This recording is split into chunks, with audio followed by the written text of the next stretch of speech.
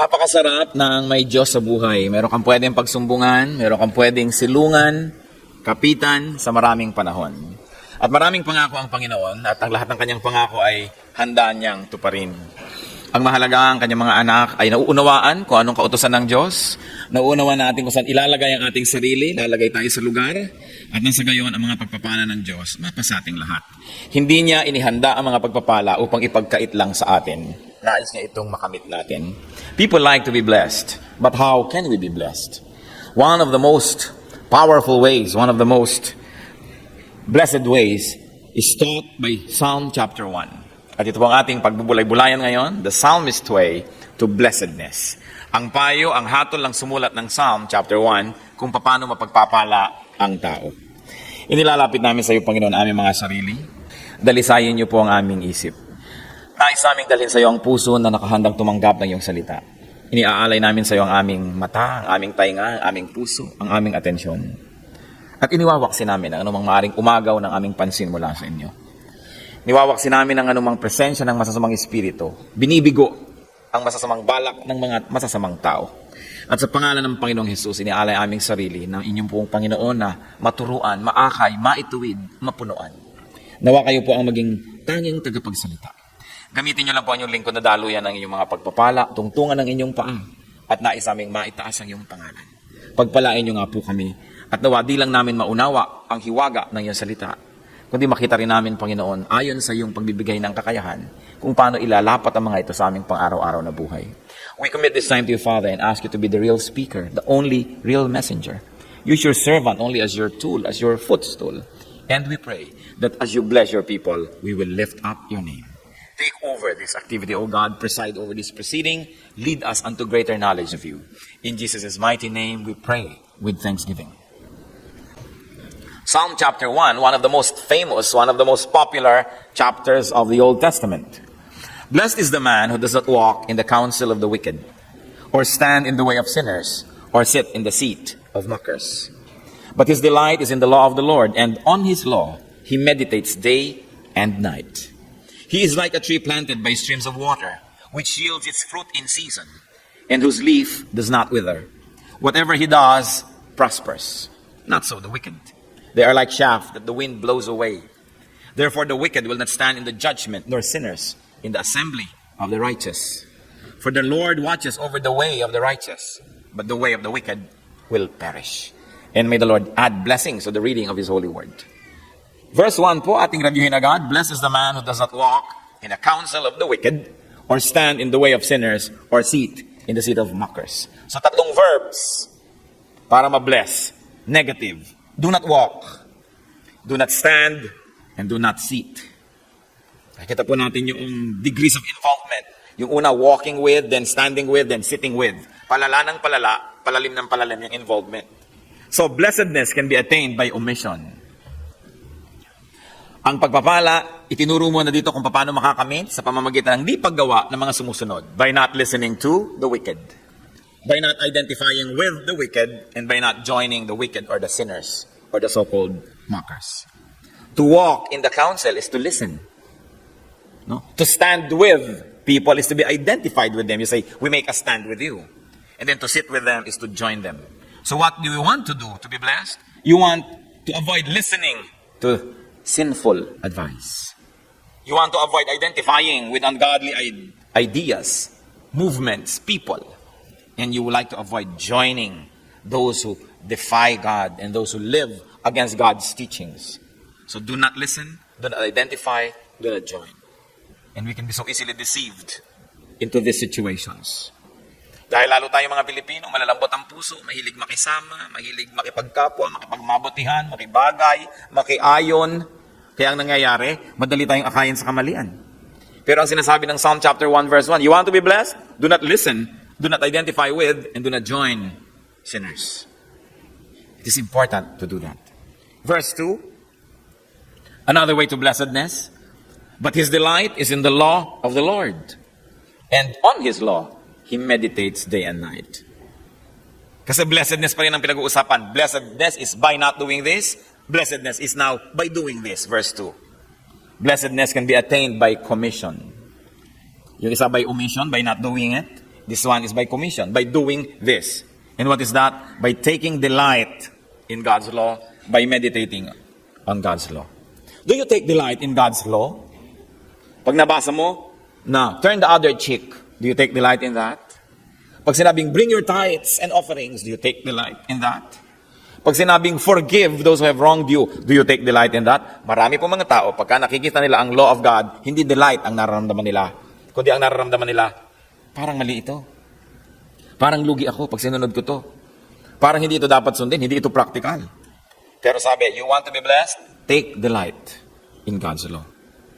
That you delight in it so much that you don't want to leave it. You always want to immerse yourself in God's word, that you read it, you memorize it, you ponder it. That's why you meditate on God's law day and night. But if you do not take delight in God's law, do not expect yourself to meditate on it day and night. You might not even meditate on it at daytime. You might not even meditate on it for more than 5 minutes a day. Kasi hindi delightful. There's a basic human law that is at work. Every pleasurable experience you repeat. Every unpleasant experience you avoid repeating. So, if you take delight in God's law and you take pleasure in God's wisdom, you keep repeating being exposed to it. So alam nyo na kung anong dahilan kung ba't maraming tao ang bilis-bilis mag-quiet time, hindi nagbabasa, hindi nagme-memorya, they don't take delight in God's law. For them, it is tedious. It is time-consuming. It's a waste of time and effort and energy. And it has no practical value. Pero sabi, take delight. How can you take delight in God's law? Sabi mo, ang dami-dami naman law ng Diyos Hirap memoryahin lahat. But you know, the law can be simplified and summed up. Galatians 5:14. The entire law is summed up in a single command. Love your neighbor as yourself. Now, it is a face. The face of a neighbor. Take delight in God's law. And what is the law saying? Love others like you love yourself. Paano po ba nagiging delight yung reading God's word, yung meditating, yung hearing God's word? Reading, hearing, can turn into delight by mental realization. What do we mean? Pag pinag-isip-isip, pinagbulay-bulayan, binigyan ng panahon, mauunawaan mentally. Natitiyak ko marami po sa inyo sa pagbabasa niyo ng salita ng Diyos. Saka uulit. Ay, ito pala yung ibig sabihin. Ang ganda naman. Kumisan sa pagbabasa natin mag-isa, hindi natin maintindihan Pero meron ngayong isang Bible study leader, meron isang preacher na pinagkalooban ng Panginoon ng gift na maunawa kanyang salita. Ipinread sa iyo, ipinaliwanag, itinuro sa iyo. Yung pala yun. 5 beses ko nang pinasa ito, hindi ko nakita yun. Pero dahil sa kauulit mo, kakahanap, kapapakinig, mentally, you begin to understand it. And say, wow, I'm being able to connect the dots. It makes sense. If P then Q. May logic ang salita ng Diyos. Then, you begin to take delight in it. But taking delight in God's word can go to a higher plane. Not only mental realization, but also actual realization through practice. What do we mean? You want to understand God's law? Think about it well. Think about it often. Think about it all the time. And it will begin to unravel and you begin to understand it mentally. But there's another way to understand and take delight in it. By just obeying it. You don't understand God's law? For you, it's difficult. For you, it's impractical. For you, sometimes it wouldn't work. Obey it. Just obey. And as you obey it, God shows Himself to you. God reveals Himself to you. And you begin to see, it works pala. So you begin to say, tama talaga ang Diyos. Yung imposible kong biyanan na makasundo. Sinunod ko ang inuutos ng Diyos. Lagi kong ipinagsigang ng biya. Dahil yun ang paborito niya, dinalan ko ng dinalan. Matapos sa 5 platong dinadala ko, hiningitian na niya ako. Tama ang salita ng Diyos. Pero kung hindi mo susundin, biyanan ko na kung bato yun, imposible. Mabuti pang estatwa ang ngingiti sa'yo, pero siya hindi. Pagka sinabi natin, imposible sinasabi ng Diyos, yung ganito, igalang may matanda, makisama ka, hindi yan mangyayari. Talagang hindi mangyayari. Because God's law is understood only through obedience. So gusto mo natin magkaroon ng delight in God's law? 2. Paulit-ulit ko nang sinasabi ng matandaan natin lahat. 1, mentally, think about it, ponder about it, research, study every word, hear everybody who likes to explain it, and then put the picture together in your mind, and you'll begin to say, it's beautiful. There's another way. Hindi ko sabing either or lang to, pwede. Through obedience. Marami po sa inyo siguro. Nung sinunod nyo ng sinunod ang utos ng Diyos about being generous, about giving, about tithing, nung nyo na-realize na tama pala yung sinasabi ng Diyos that I will open the floodgates of heaven and pour out blessings that you cannot contain it. But until you obeyed it, you never understood it. So kailangan sundin. Meron pa po bang inuutos ang Diyos na malinaw sa inyo mga kapatid na talagang di nyo sinusunod hanggang ngayon? Sinasabi na nga, wives, be submissive unto your husbands. Naku, ang IQ ng husband ko mababa. Pag sinunod ko, mapapahamak ako. So pipilitin ko pa ng aking sarili, subukan nyo. Malay nyo sa pagsunod nyo sa Kanya, yung IQ nyo lumipat sa Kanya.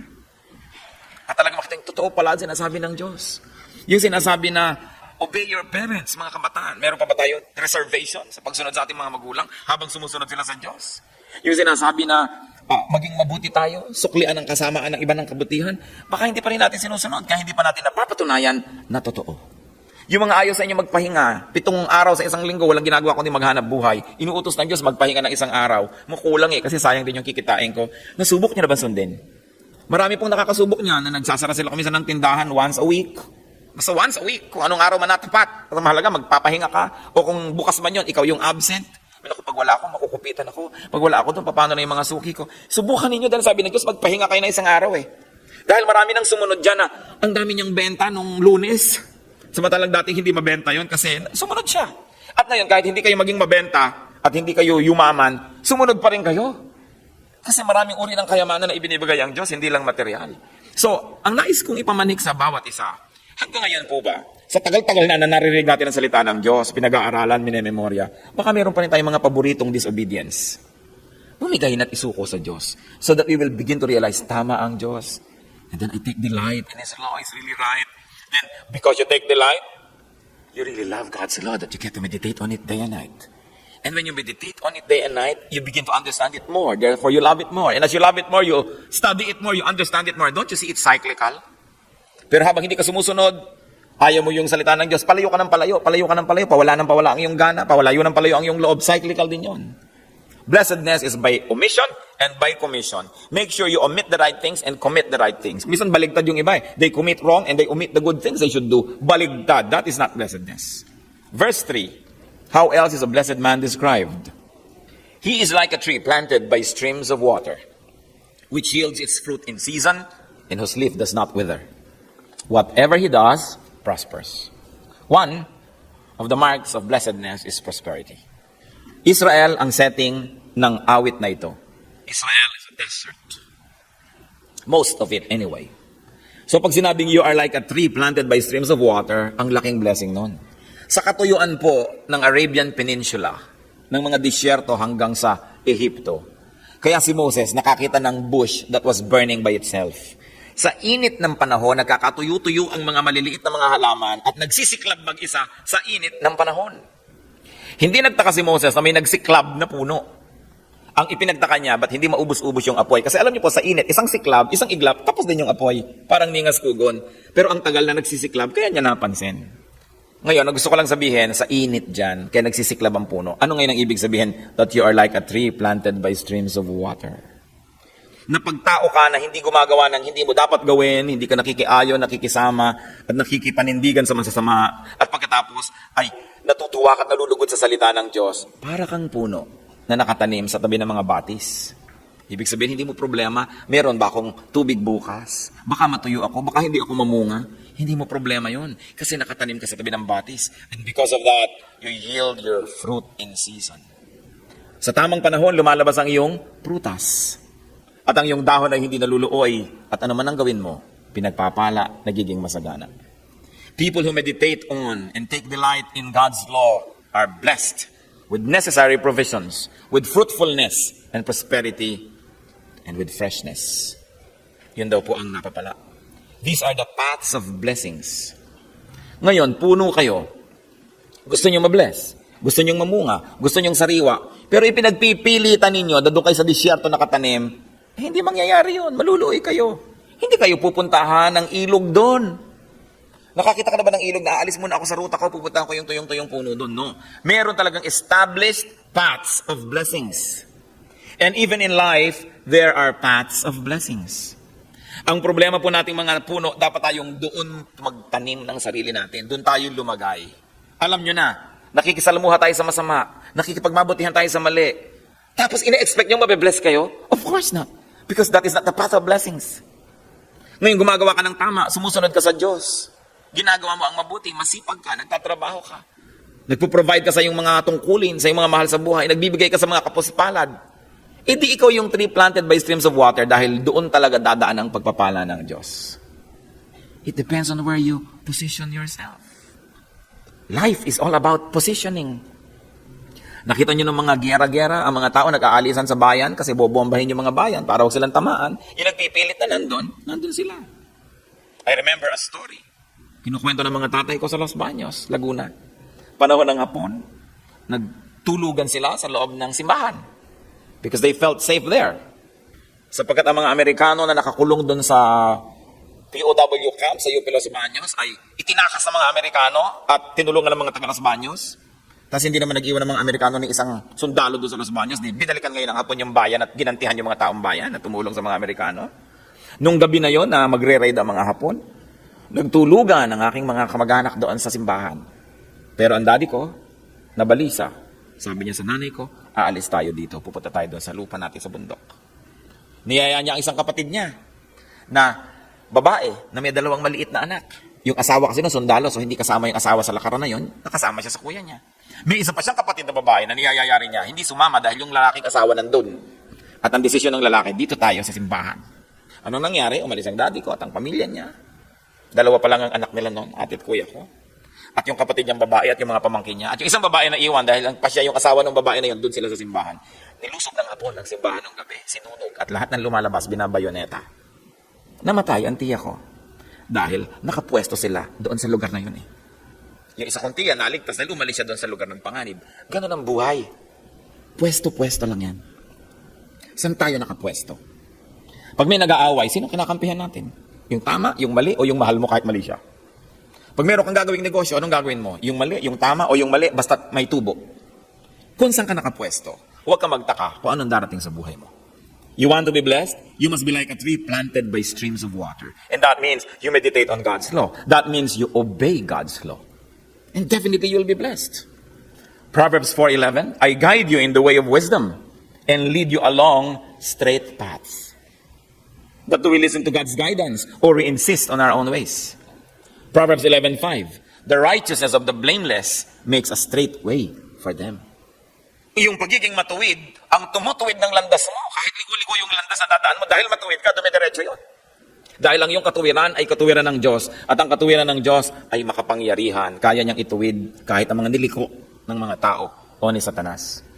And what does it mean to have fruit in season? Nakikita niyo po, pag tag-araw, ano ba ang mga fruits na na-enjoy natin? Mga melon, mga pakwan, mga singkamas, yung makakatas. Yun kasi ang fruit ng season. Dry season, so anong kailangan mo? Wetness, juice. Kaya makakatas. Kasi kung ano dapat yung kailangan, yun ang sagot. O ngayon, sa inyong buhay, natapakan kayo ng ale. Anong season yan? Season yan ng dryness, ng galit. Anong lalabas sa inyo? Makatas ba na melon? O bato at babatuhin nyo yung tao? Ininis ka ng isang tao. Anong fruit ang dapat sa iyong lumabas? Pagtitimpi, pagpipigil sa sarili. Ginawang ka ng masama, anong prutas ang dapat lalabas sa iyo? Yung hinihingi ng pagkakataon. Tulad nung pakwan ay hinihingi ng pagkakataon dahil tuyong-tuyo ang pagkakataon. So anong hinihingi ng may nag-awayan? Anong lalabas sa iyong prutas? Enlightenment, kabaitan, kabutihan. Merong gipit na gipit. Anong prutas ang lalabas sa iyo? Generosity. Kung tayo po nakababad sa salita ng Diyos, binubulay-bulay natin, pinapamuhay natin, kung anong hinihingi ng pagkakataon, yun ang prutas na lalabas sa ating mga sanga. Eh may nakakainis, ang lumabas sa prutas sa sanga mo, baril. Binaril mo agad. Diba? May nakakainis, ang lumabas sa'yo, masasamang salita. Minura mo na. May taong galit na galit ka, ang lumalabas sa'yo, chismis, hindi chismis mo, sinisiraan mo. These are not the fruit in season. Pagka po nangyayari sa ating buhay ito mga kapatid, lumalabas ba yung pagkakristyano natin? O sinasabi mo, pagkakaharap ko talaga yan, nalilimutan kong kristyano ako. Wow. Walang fruit. Bad pa yung fruit. Anong ibig sabihin lang nun? Balikan natin. Hindi siguro siya nag-meditate on God's law, hindi siya nag-take delight in God's law, at siya ay nakikilakad, nakikitumpok, nakikiupo sa mga makasalanan. Kaya yun ang bunga sa kanya, yung bunga ng mga nadidinig niya, nakikita niya sa kanyang kapaligiran. Yun lang yun. The world defines prosperity as material wealth. The world defines freshness as outward looks. But remember, Psalm 1 defines prosperity and freshness as delight in God's law and obedience to God. Malinaw yung sinabi. If you take delight in God's law, you're prosperous. Whether or not you have money, Whether or not you are physically wealthy or physically fresh, the Word of God says you are fresh, that you are wealthy, at the very least, in the eyes of heaven. What you might call a very poor man may actually be a very rich man in the eyes of God. And what we might call a very rich man here may actually be a very poor man in the eyes of God. Can you imagine the blessing if the world already calls you rich and heaven still considers you rich? Because it's possible. Nakita natin na napakarami mga godly people kahit sa Bible, sila Joseph of Arimathea, maka-Diyos na, mayaman pa. Nakita natin yung mga tao na pinagpapala na ng Diyos, si Solomon, binigyan na ng lahat-lahat. Pinagpapala pa ng Diyos. Hindi naman ibig sabihin, pag maka-Diyos ka, magiging ka pobre.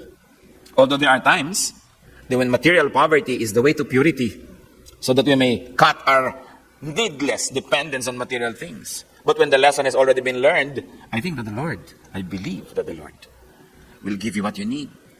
Because the Lord gives us infinitely more than what we need. The Lord gives us many of the things we just want. Nilikha ng Diyos ang lahat ng kayamanan, ang lahat ng kagandahan sa mundo, hindi para ipagkait, kundi para ibigay sa kanyang mga anak. Pero unahin natin, seek first His kingdom and His righteousness, and all these things will be added unto you. That's what Matthew says. Kaya mahalaga po, ano bang una? I will take delight in God's law. How? By understanding it and by obeying it. Then I will see how it works. And I will stand it all the more. And therefore, I will obey it all the more. Pero ano daw nangyayari sa mga hindi sumusunod dun sa ganitong karunungan? Verses 4 to 5. Not so the wicked. They are like chaff that the wind blows away.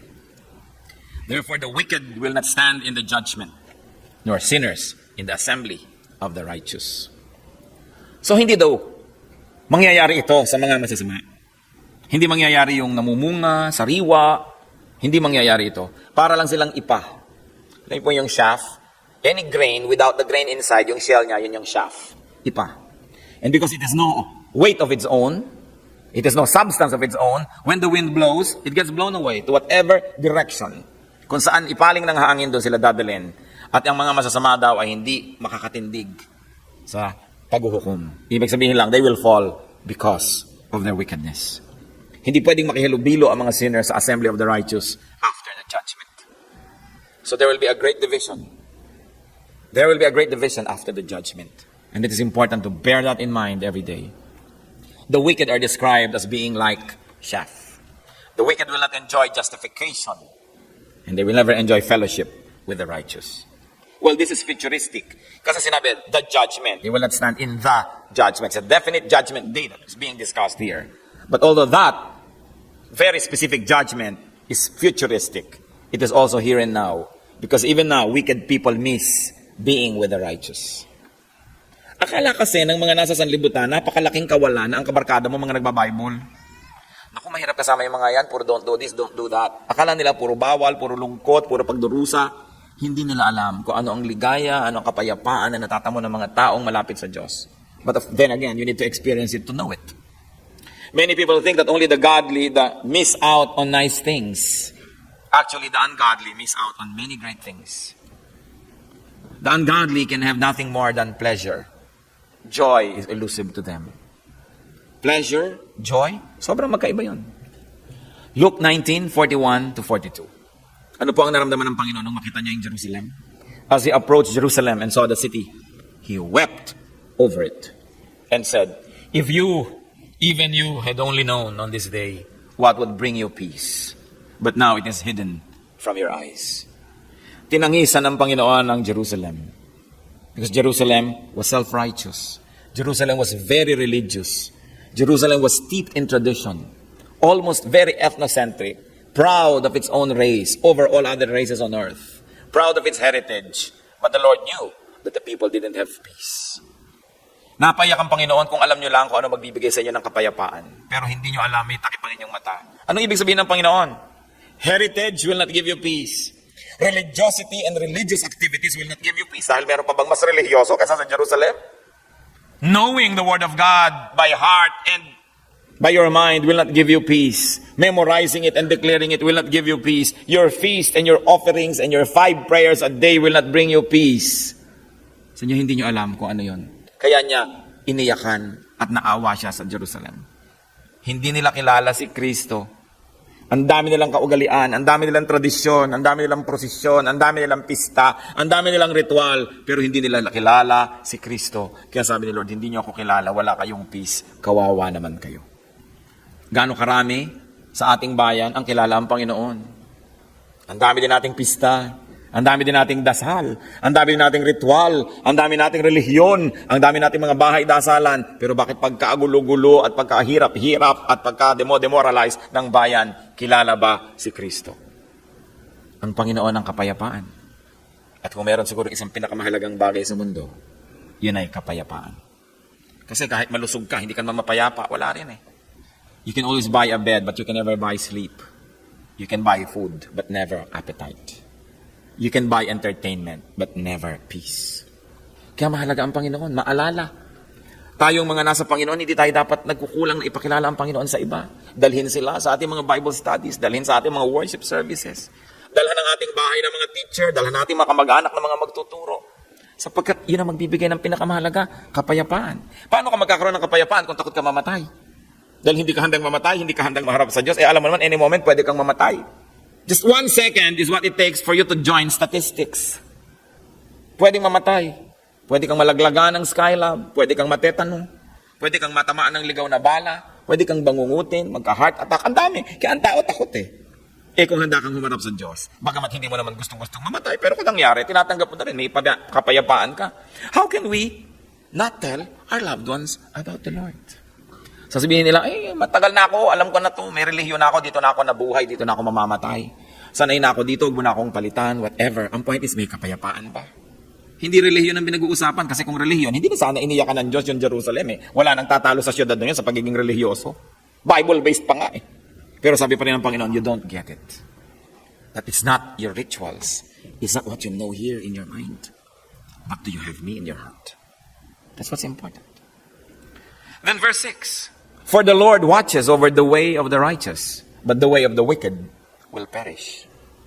So the Lord guides and protects and restores the righteous, and the wicked will not stand for long. Huwag kayo maiinggit kahit kailan sa masama. Gumawa ng masama, nag-shortcut, gumawa ng mali, tapos parang na-reward.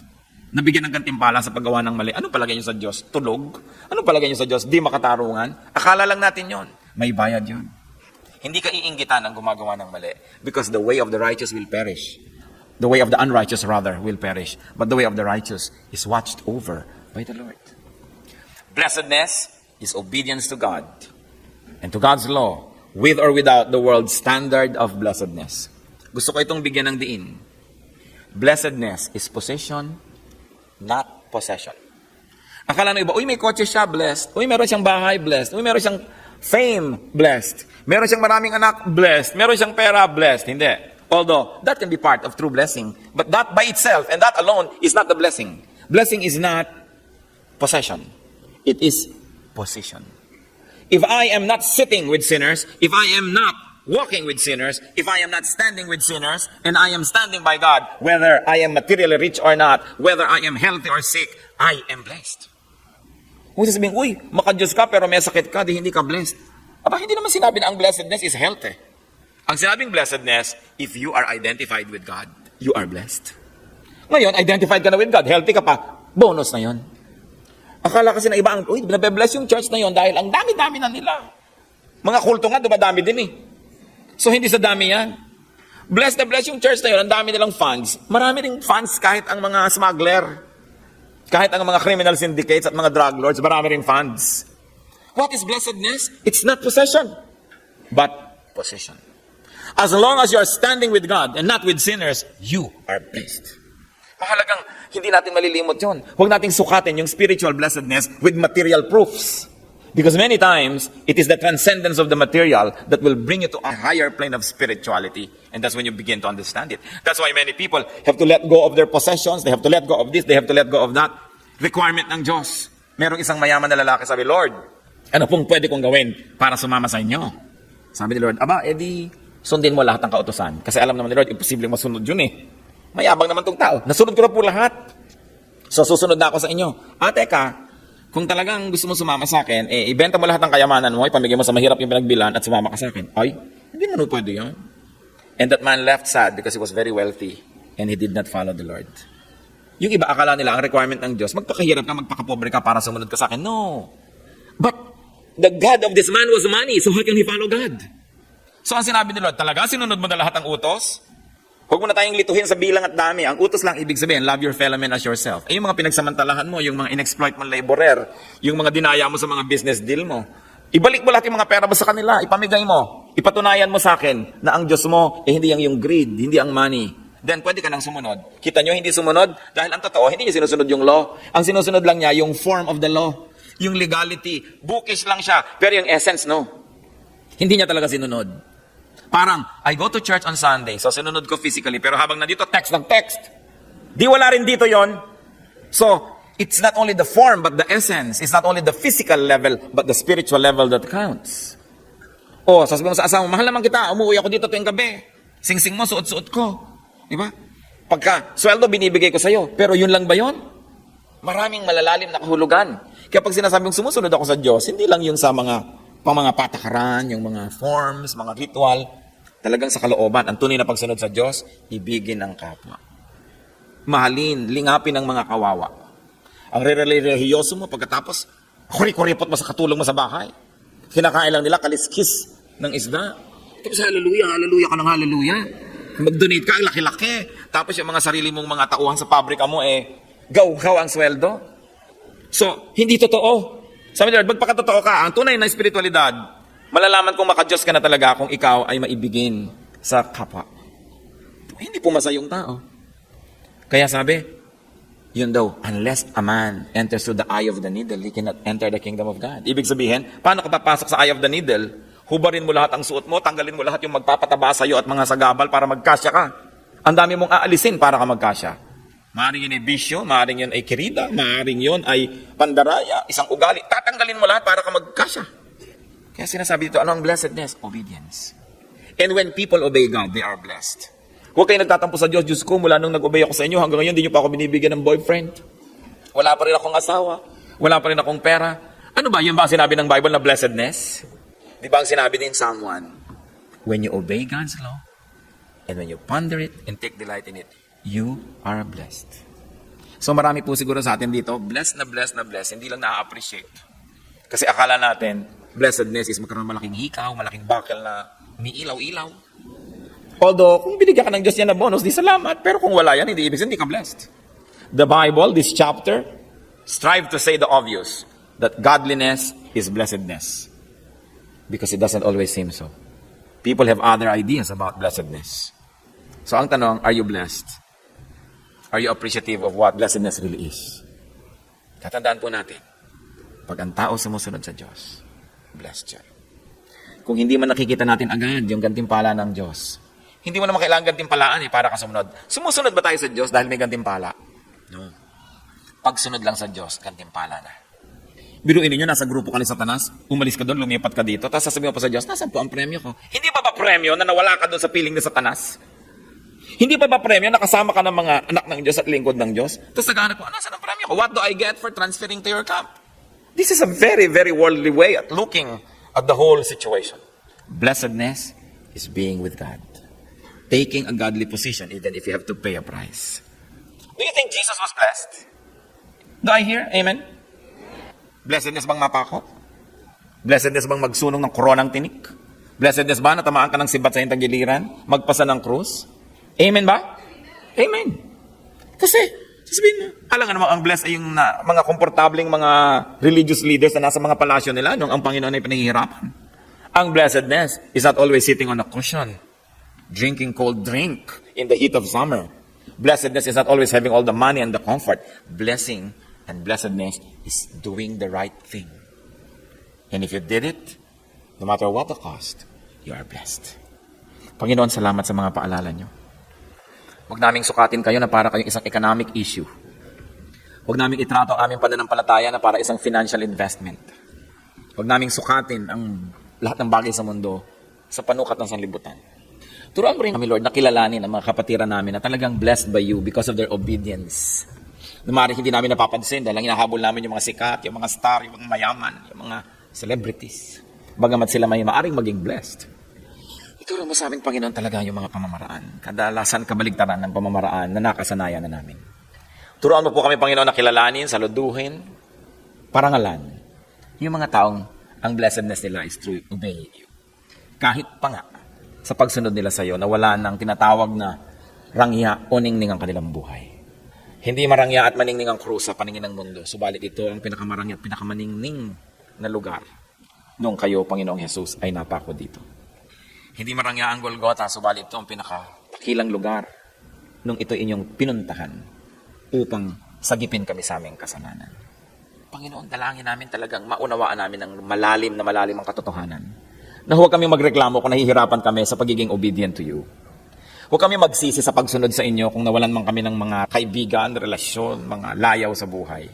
Na huwag kami manghinayang sa mga natatanggal sa amin para magkasya kami dun sa eye of the needle that purifies us so we can join you in fellowship.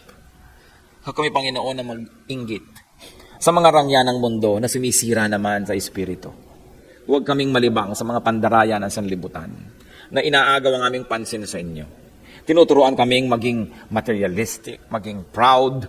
Tinuturuan kami, Lord, na maging sobrang sensuous to the point that our activities wage war with our spirit. Teach us your way. Huwag lang kaming laging makinig, huwag lang kaming laging masabing nakakabless ang salita ng Diyos. Kundi, Lord, mabless naman kayo pag tinitignan yung buhay namin. Kayo man magala, kayo may matuwa dahil sa inyong namamasdan sa amin. Patuloy na ipakita mo sa amin ang kahulugan ng pagiging blessed. At nawa, Lord, maging blessing kami sa aming kapwa sa maraming paraan. Mga kapatid, magbulay-bulay tayo sandali.